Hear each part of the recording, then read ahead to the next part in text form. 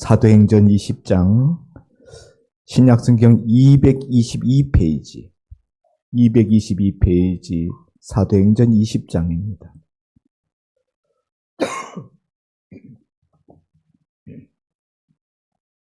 (20장) 7절에서 12절 말씀까지 한 절씩 교독하여 봉독합니다. 20장 7절 그 주간의 첫날에 우리가 떡을 떼려 모였더니 바울이 이튿날 떠나고자 하여 그들에게 강론할세 말을 밤중까지 계속하매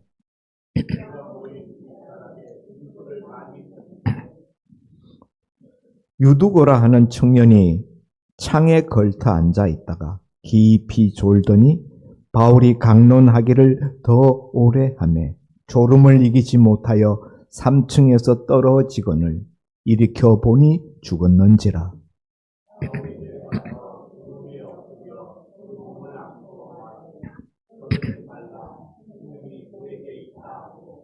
올라가 떡을 떼어 먹고 오랫동안 곧 날이 새기까지 이야기하고 떠나니라.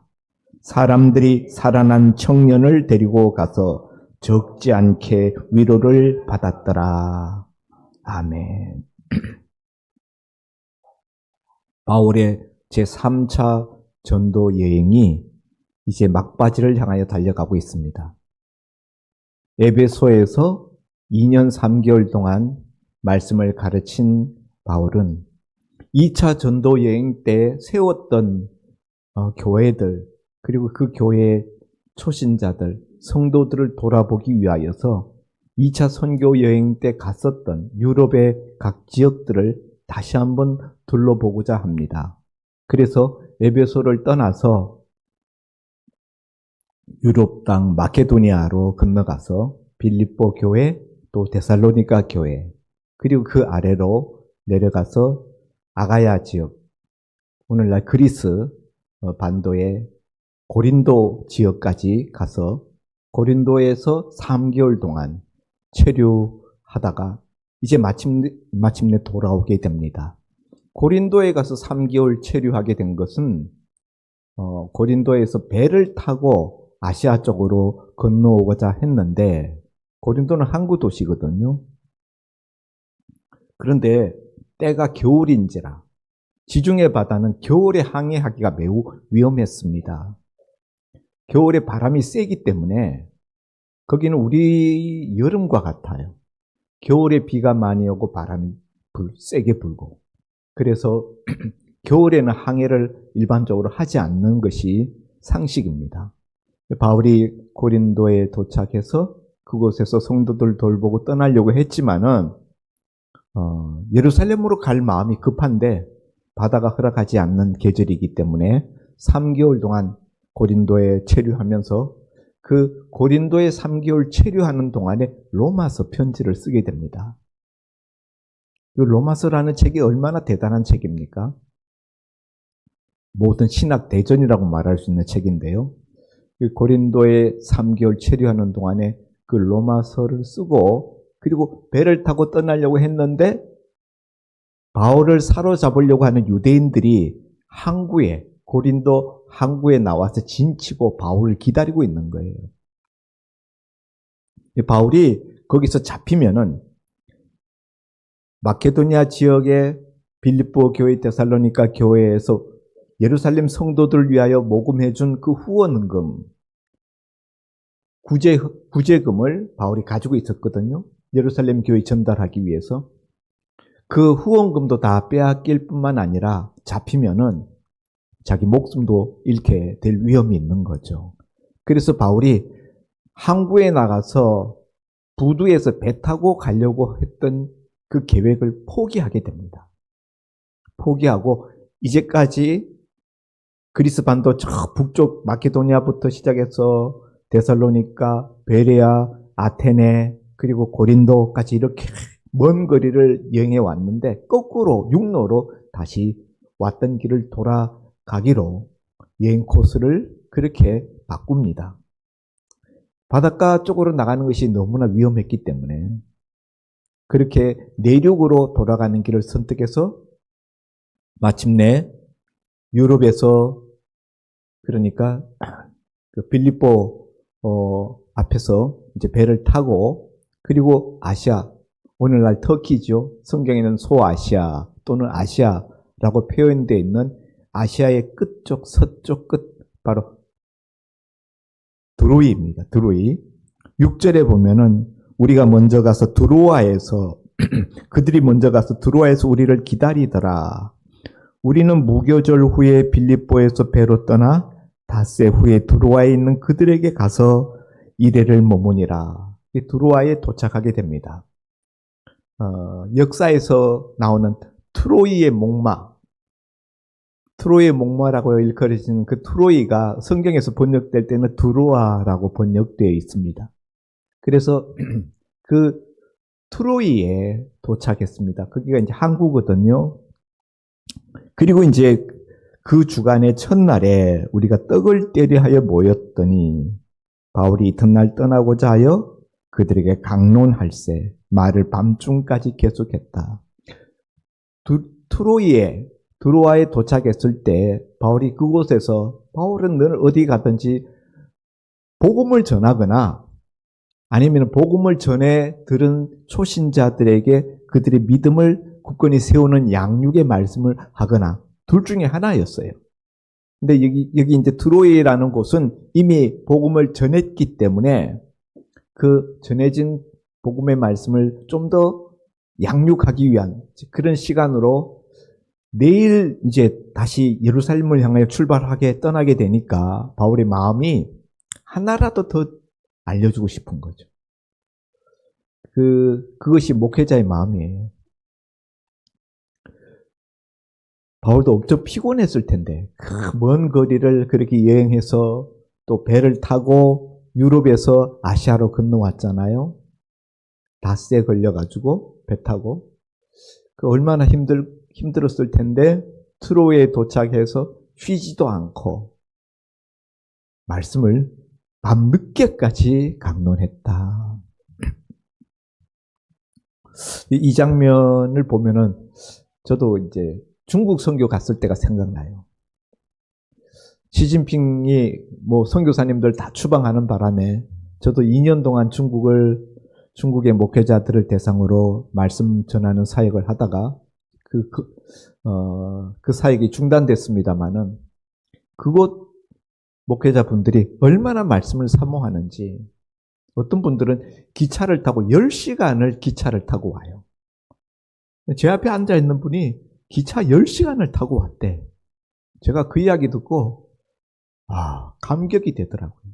내가 뭐라고? 내가 전하는 그 성경 말씀을 그걸 듣고 배우겠다고 10시간이나 차를 타고 와서 일주일 내내 월요일부터 금요일 저녁까지 어떤 때는 토요일까지 그렇게 말씀을 듣는데 그렇게 사모하는 마음을 가지고 듣는 사람들이 앞에 있으니까 저도 집중이 되고 저도 최선을 다하게 되더라고요. 바울도 아마 그랬을 것 같아요. 내일 떠난다라고 생각하니까 오늘 밤 늦게까지 말씀을 전하게 된 것 같습니다. 바울이 이튿날 떠나고자 하여 그들에게 강론할세 말을 밤중까지 계속했다. 설교를 혹은 강론을 밤늦게까지 했다는 거예요. 그런데 그러다 보니까 이제 이 모인 회중들이 어디에 모였는가 하면은 윗다락에 등불을 많이 켰는데 다락에 모였어요. 1층에 모인 것이 아니고 근데 여기 보면 유두고라 하는 한 청년이 바울의 증거하는 말씀을 듣고 있었는데 이 사람은 3층에 있었다라고 되어 있어요. 그러니까 이 다락이라고 되어 있는데 아마도 3층인 것 같아요. 영어의 그 표현에 보면은 우리가 생각하는 그런 다락방이 아니에요. 그냥 2층 120문도가 모인 곳도 다락이라고 그렇게 돼 있거든요. 사도행전 처음에 120문도가 오순절 마가의 다락방에서 금식하며 기도하다가 오순절 성령 세례를 받았다. 이렇게 되어 있는데 그 다락이라는 곳이 120명이나 들어가서 집회를 가질 수 있는 그런 공간이었다는 거죠. 그러니까 우리가 생각하는 다락방이 아니에요. 그냥 2층 홀이다. 여기서는 지금 3층까지 3층인 것 같아요. 3층에서 말씀이 전해지고 있었는데 유두고라는 청년이 창가에 창문에 걸터 앉아서 창이 있는데 아마 이렇게 반은 열렸다가 반은 닫혔다 하는 창 같아요. 근데 이렇게 열어놓고 그 창 문턱에 걸터 앉아서 바울의 증가하는 말씀을 들었다. 아마도 여러 사람이 모여 있어서 실내 온도가 더워졌던 것 같습니다.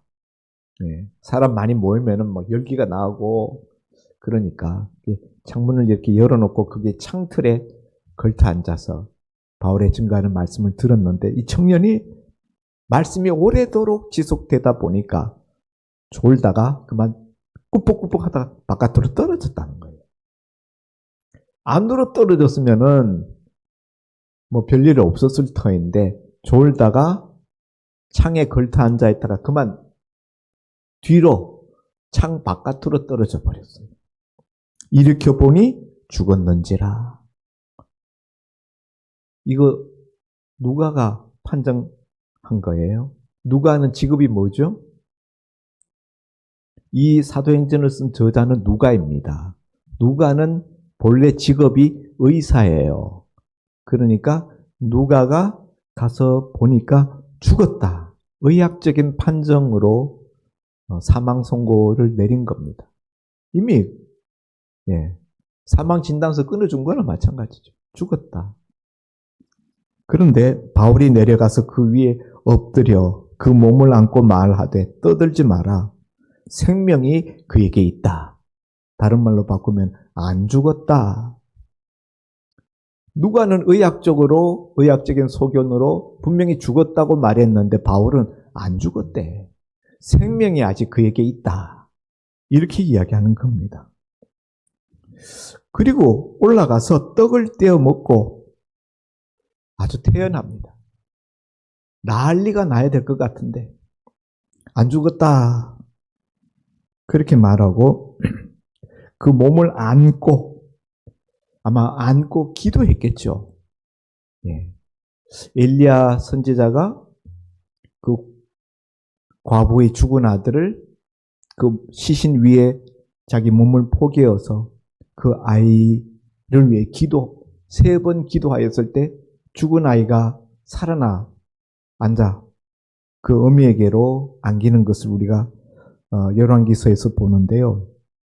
아마도 바울도 그와 같이 그 위에 엎드려 그 몸을 안고 아마 엘리야를 생각하면서 그렇게 했을 것 같습니다. 그리고 말하기를 떠들지 마라.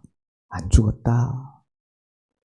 바울은 이 아이가 살아난다는 확신이 있은 거예요.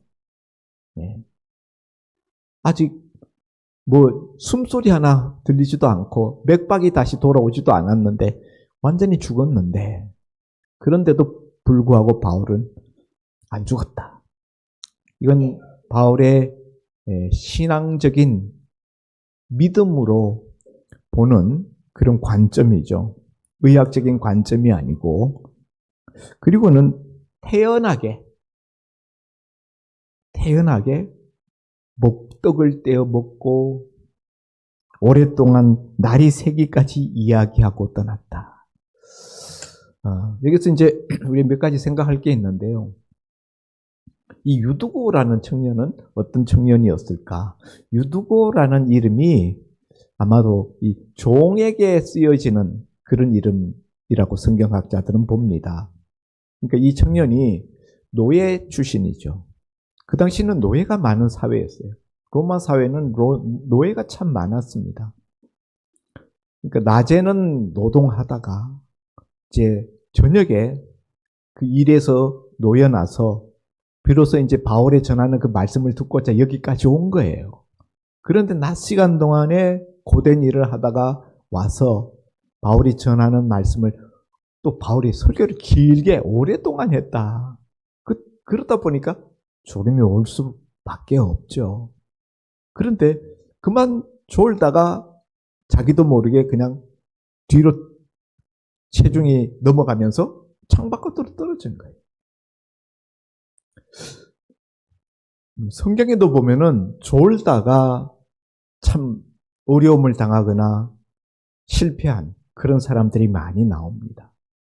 예를 들면 삼손은 드릴라의 무릎을 베고 자다가 그만 머리를 다 깎이우고 자기의 힘을 다 잃어버리고 마침내 두 눈을 뽑힌 채로 최후를 마치게 됩니다. 아무리 항우 장사라도 눈꺼풀을 이기지 못한다. 눈꺼풀의 무게는 못 이긴다. 그런 말이 있는데요. 그 엄청난 괴력의 사나이 삼손도 잠들어 버리니까 시체나 다를 바 없는 거예요. 그런가 하면은 베드로 사도 같은 수제자 베드로도 겟세마네 동산에서 예수님이 이마에 땀방울이 핏방울이 되도록 기도하실 때 주님과 더불어 기도하지 못하고 그냥 잠들어 버렸어요. 주님이 와서 얘들아 너희가 한 시간도 나와 함께 깨어있어 기도할 수 없더냐 라고 채근을 하시지만은 베드로는 그런 주님의 말씀에도 불구하고 계속 그냥 잡니다. 그러다가 그 다음 어떻게 됩니까? 그 다음날 아침에 주님을 3번씩이나 모른다고 부인하는 자리에 떨어지고 맙니다. 요나 같은 선지자는 하나님의 명령을 받고 니느웨에 가서 복음을 전하라는 사명을 받았지만은 그거 순종하기 싫어서 니느웨 동편으로 가는 육로를 선택하지 아니하고 서편으로 가는 해로 바닷길을 따라서 요바에서 배 타고 스페인으로 갑니다. 완전히 그 당시 세계 끝이라고 일컬어지는 서쪽 끝 스페인을 향하여 가다가 배 위에서 배 밑창에서 깊이 잠들다가 어떻게 됐습니까? 풍랑이 일어나서 선원들이 제비 뽑기 하니까 요나에게 당첨이 됐어요. 선원들이 요나를 바다에 던져 요나가 큰 물고기 뱃속에 들어가게 됩니다. 그런 그 물고기 뱃속에서 사흘 밤낮 동안 죽음과 사투를 벌이는 그런 어려움을 겪게 되는 것을 봅니다. 육신적인 잠만 잔 것이 아니라 요나는 영적 잠도 같이 잤던 것이지요. 그런가 하면은 예수님이 말씀하신 비유 중에 슬기로운 5처녀와 미련한 5처녀, 10처녀가 신랑을 기다리고 있었는데 밤중에 신랑이로다 외치는 소리가 나서 전부들 자기 등에 불을 켜고 신랑을 맞으러 나가는데 미련한 5처녀들은 기름을 준비한 것이 얼마 없어요. 불을 붙였는데 금방 꺼져버리는 거예요. 그래서 기름집에 가서 기름 사서 넣고 뒤따라 가봤더니 신랑 집에 문이 이미 닫혀서 들어갈 수 없었다. 미련한 5처녀. 잔치 자리에 참여하지 못하고 맙니다. 이렇게 성경에서는 자다가 낭패한 사람들 이야기가 많이 나옵니다. 노아도 그렇죠. 의인 노아도 노아 홍수 심판이 끝나고 난 다음에 포도 농사를 지어서 포도주를 담그어 가지고 포도주를 먹고 취해서 잠들어 버렸어요. 그런데 날씨가 더웠었는지 술을 먹어서 몸에 건조증이 나서 그랬는지 노아가 벗은 몸으로 자는 그런 추태를 자식들에게 보이고 말지 않습니까? 함이 먼저 들어와서 보고 아버지의 벗은 몸을 보고 형제들에게 나가서 그것을 떠들어댔습니다. 우리 아버지 자는 모습이 가관이 아니다. 다 벗고 주무신다. 그러면서 우스갯거리로 삼았어요. 이 일로 말미암아 노아는 자기 자식 함을 저주하게 됩니다. 아비로서 자식을 저주하는, 하나님이 하게 하시니까 그 말을 뱉을 수밖에 없었겠죠. 그러나 그것은 얼마나 노아에게도 문제가 있지 않습니까? 왜 대낮에 술에 취해서 벗은 몸으로 그런 추태를 벌이지 않았더라면 자기 아들을 자기 입으로 저주하는 그런 일은 막을 수 있었을 터인데, 이 모든 것들이 자지 말아야 될 때 잠을 잔 결과였다. 잘못된 잠. 잘못된 잠은 우리를 불행하게 만들고 우리를 고난에 처하게 만듭니다. 육신적인 잠뿐만 아니라 특별히 영적인 잠, 주의 오실 때가 가까운, 주의 재림이 가까운 때 마지막 시대 성도들에게 주님이 주문하시는 한 가지는 깨어 있으라, 준비하고 있으라 라는 말씀이었죠. 그런데 여러분, 오늘 이 유두고라는 청년이 이렇게 졸다가 떨어져 이렇게 목숨을 잃게 되었는데 이걸 우리가 너무 정죄시하는 것도 조심해야 됩니다. 이 사람의 삶의 형편, 노예잖아요. 하루 동안 얼마나 낮에 고단한 일들을 많이 했을 터인데 저녁 늦게까지 바울이 말씀을 전한 것도 문제가 있었죠. 듣는 사람 입장에서 청중들의 형편을 바울이 생각하면은 말씀을 이렇게 늦게까지 전하지 말았어야 되는데 너무 오래 설교하다 보니까 그래서 이렇게 설교를 듣다가 조는 사람들이 있는 것에 대해서 제가 목회 초창기에는 제가 정말 좋지 않은 시각으로 굉장히 불편해하면서 봤습니다. 그러나 제가 목회를 쭉 오랫동안 하다가 보니까 그 조는 사람들도 나름대로 형편과 사정이 있다 하는 것을 제가 알고 존다고 무조건 싫어하거나 책망하거나 하는 일에 대해서는 조심해야 되겠다라는 생각을 갖게 되었습니다.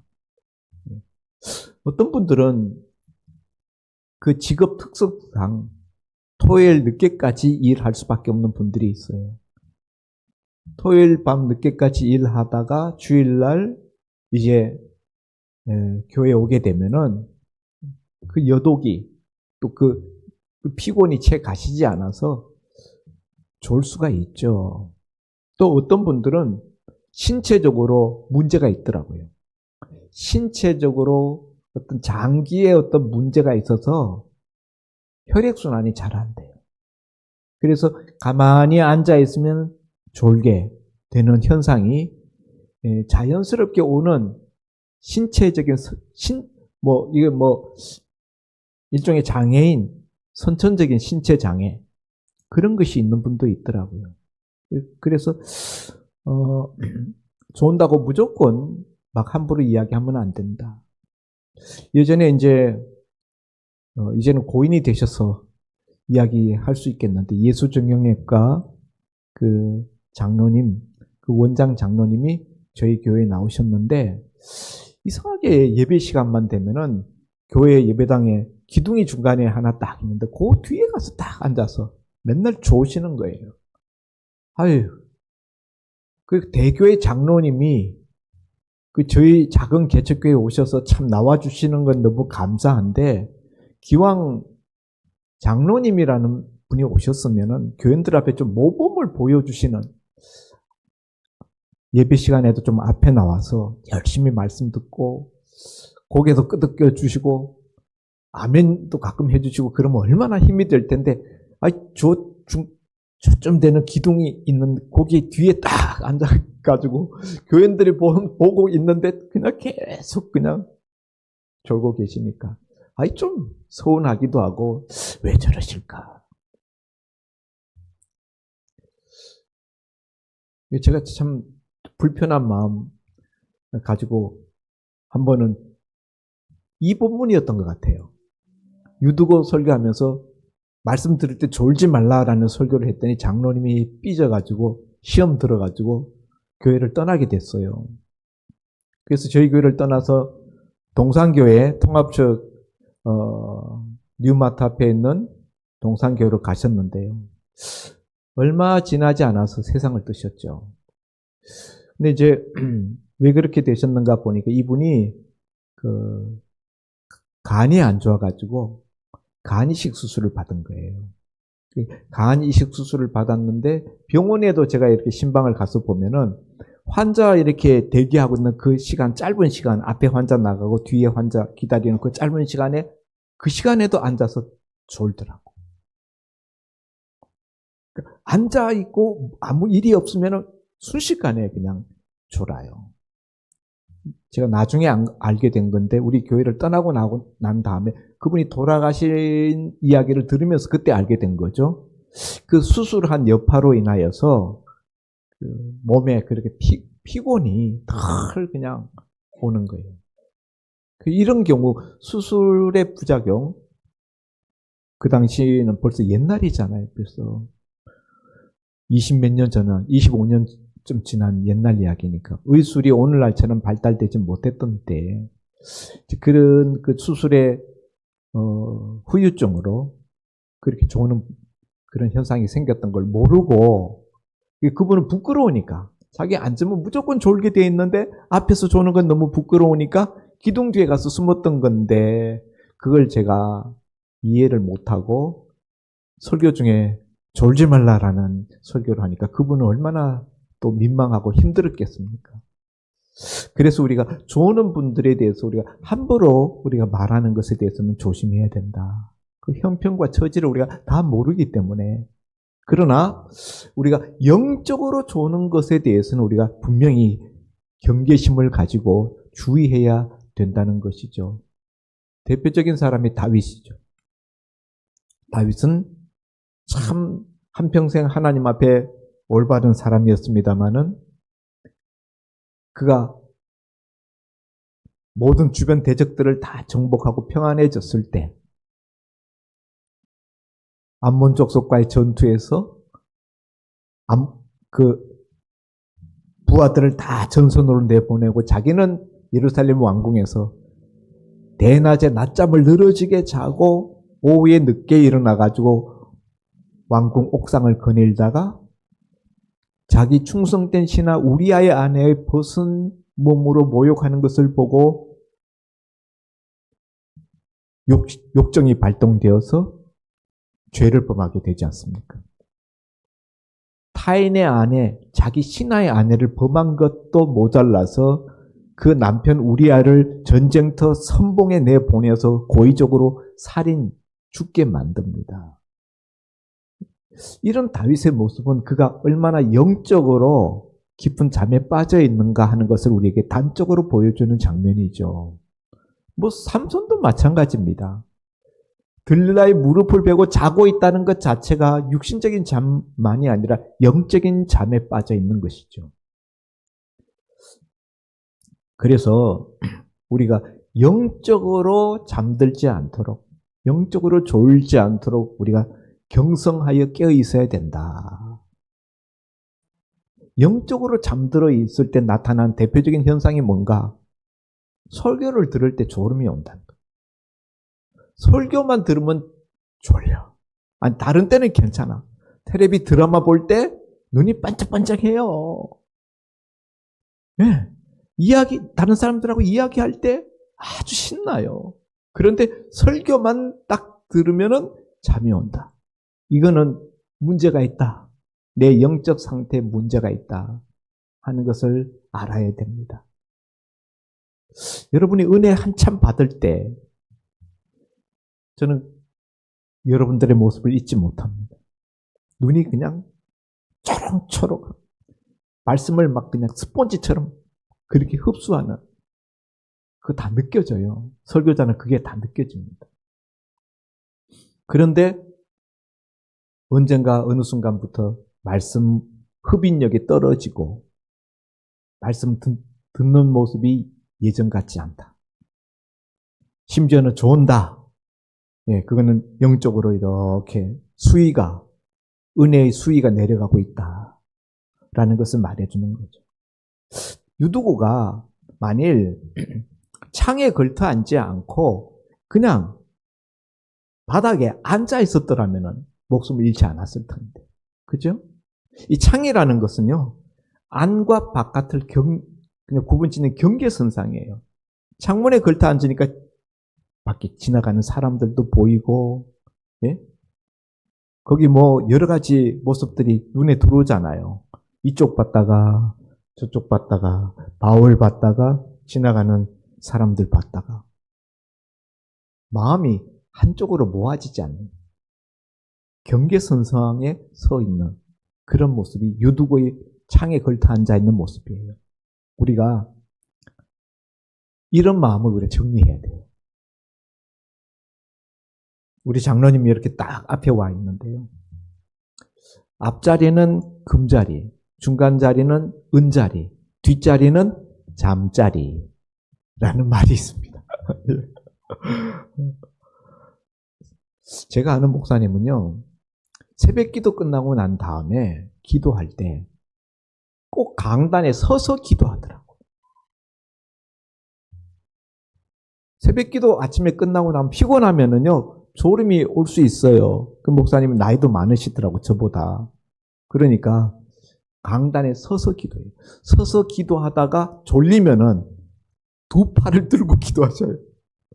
제가 그 교회 새벽 기도 갔다가 희한한 모습을 보고 제가, 야, 저 목사님 정말 제가 존경스럽다. 그랬어요. 졸음이 오니까 서서 기도하는 것도 모자라서 손을 들고 손을 흔들어요. 계속 이렇게 흔들면서 그 모습 속에서 졸지 않고 기도를 사수하려고 하는 목사님의 열정이 그 나이 드신 은퇴, 그 당시에 제가 벌써 본 지가 한 10년 전인데 은퇴 직전의 모습이었거든요. 우리도 말씀 듣다 졸리면은 저 뒤에 가서 서요. 서서 들으면은 졸음을 이길 수 있습니다. 그럴 정도의 내가 말씀을 들을 때 졸지 않겠다라는 그런 자세, 그게 필요하다. 예. 아멘입니까? 예. 오늘 하나님의 은혜로 그래도 말씀 들으려고 왔던 그런 청년이, 예? 그 모습이 가상해서 하나님이 바울을 통하여 그 죽었던 생명을 다시 돌려주셨어요. 다시 생명을 회복시켜 주셨지만은, 만일 바울이 없었더라면 어떻게 됐겠습니까? 그 젊은 나이에 정말 비명횡사, 예배 드리다가 비명횡사하는 거예요. 아무쪼록 깨어있으라. 주의 오실 때가 가까웠다. 라는 주님의 말씀을 듣고 늘 영적으로 깨어있는 저와 여러분 될 수 있기를 주의 이름으로 축원드립니다. 하나님 아버지 감사합니다. 우리가 피곤할 때 좋을 수도 있고 때로 우리가 몸이 병들어서 우리가 좋을 수도 있습니다. 그러나 우리가 하나님 앞에 말씀 들을 때, 기도할 때만큼은 우리가 졸지 않을 수 있게 하여 주시옵소서. 우리가 말씀 들을 때, 또 기도할 때 존다는 것은 우리 영적인 상태가 좋지 않다는 것의 반증일 수 있사오니 아버지 하나님 늘 자신을 체크하면서 영적으로 깨어서 늘 우리가 사탄에게 시험받지 아니하고 스스로 시험에 떨어지지 않는 종들이 되게 하여 주옵소서. 그리하여 그리스도의 정말 장병으로서 전사로서 승리할 수 있는 십자가 군병들 다 되게 하여 주옵소서. 예수님 이름으로 기도하옵나이다. 아멘. 하늘에 계신 우리 아버지여, 이름이 거룩히 여김을 받으시오며 나라 임하옵시며 뜻이 하늘에서 이룬 것 같이 땅에서도 이루어지이다. 오늘날 우리에게 일용할 양식을 주옵시고 우리가 우리에게 죄 지은 자를 사하여 준 것 같이 우리 죄를 사하여 주옵시고 우리를 시험에 들게 하지 마옵시고 다만 악에서 구하옵소서. 대개 나라와 권세와 영광이 아버지께 영원히 싸움나이다. 아멘.